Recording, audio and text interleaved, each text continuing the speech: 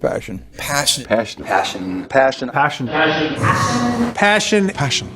My advice would be the same for any kind of entrepreneur, and that is make sure that you are focused on something you're passionate about. So if you look at the early internet companies, they were started and focused on doing something that they thought was very interesting long before the internet was fashionable in any way. We are currently an underdog once again. We've been in business for 6 years, and there was exactly 1 year where we were not the underdog, and that was 1999. I like the underdog years because it makes, I liked it when all the people we hired, their parents told them they were crazy. Like that was kind of the good era. Fortunately, it's back. Well, now that we can see how short life really can be, what are you going to do with the rest of your life? That's a trigger. That's the biggest trigger that I have ever experienced. What are you going to do the rest of your life? And what I had to do is I had to start taking some of my own advice. I have been telling people, I had written about it for a very long time, that if you're doing something that you're not totally committed to, if you're doing something that you're not totally passionate about, you're compromising yourself every day. I went through the life in the military and sports, and I always used the gym for some means. It was never about fitness modeling. I just had a passion for working out. Every time I hit struggles or I was stressed out, I always went to the gym to find solidity there and to work through any kind of stresses. So naturally I got in shape, but it wasn't for fitness modeling, it was for military and sports. And then later on, down the road, an agency saw me and said, hey, you should take some pictures. And I go, I'll try it. And that's how this was born. But it wasn't the starting. I didn't set out for this. It just ended up coming through passion and the love of the gym. The passion I've always had for business and being an entrepreneur that transfers into the Mavs, I've always been passionate.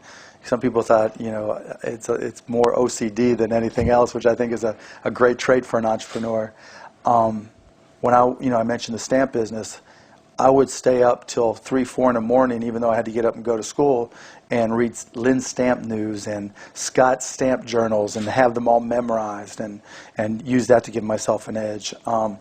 Even when I was in college, I'd be in the library reading business books and just looking for business biographies and just reading all I could about business.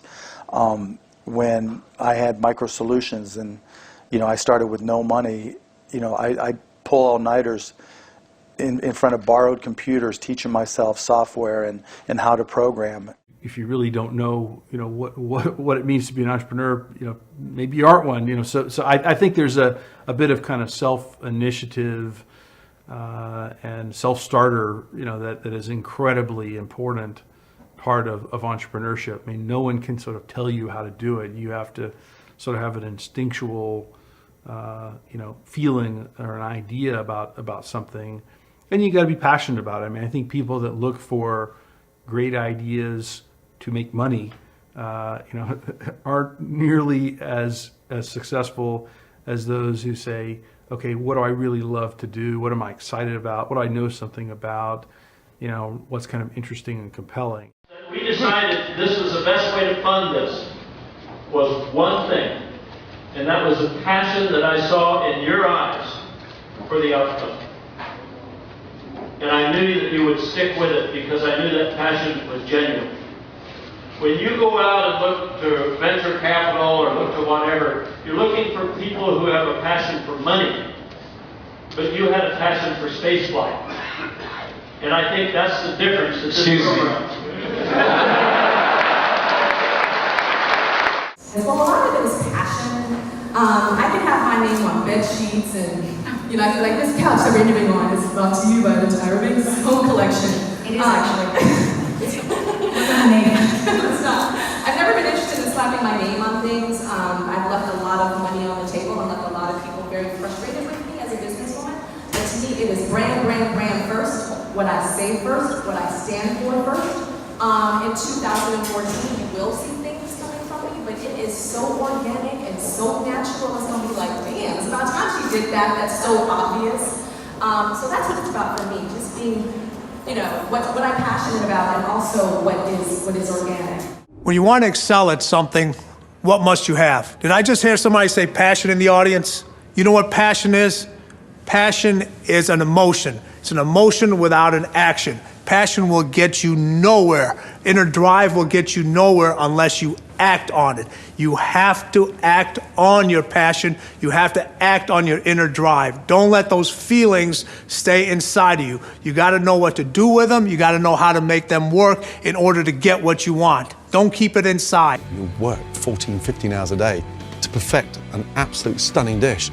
It disappears in 2.5 minutes. And that's what I said. It loses you. You get on that journey and nothing else matters except what you put on the plate. Because you start off with this raw ingredient and you go through that journey. 60 minutes later, you've got this bit of magic. Also, it's an incredible passion. But tap dancing to work, Warren, how can other people tap dance to work? What's the secret of that? You find your passion. You find your passion. I was very, very lucky to find it, when I was 7 or 8 years old. And fortunately, my children have found their passion. One son loves farming like nothing else. One son loves music like everything else. And all three of them love philanthropy and what they get to do. You're lucky in life when you find it. And you can't guarantee you're going to find it in your first job out. But I always tell the college students that come out, I say, take the job that you would take if you were independently wealthy. You're going to do well at it.